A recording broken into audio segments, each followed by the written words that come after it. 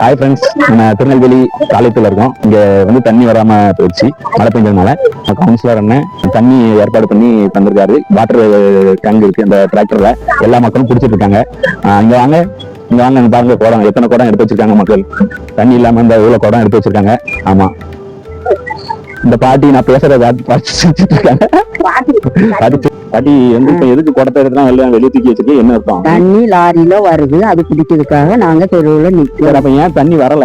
தண்ணி வரலன்னா பைப்பு உடஞ்சு போகுதான். மழை பெஞ்சதுனால பைப்ல தண்ணி வரல, ஆத்துல உடஞ்சு போகுது. பஞ்சாயத்து போட்டுக்காரு பார்த்து எங்களுக்கு தண்ணிய இப்பதானே இன்னைக்கு தானே வருது. சரி, நீங்க போய் தண்ணி பிடிங்க. இந்த வந்துட்டு இந்த பாருங்க, எல்லாரும் தண்ணி போயிட்டு இருக்காங்க.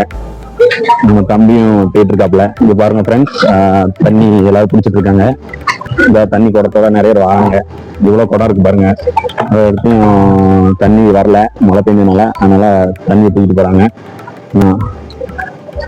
ஆமா, அந்த குடத்தோட எல்லாரும் வாங்க, தண்ணி பிடிக்காங்க. அந்த தூக்கிட்டு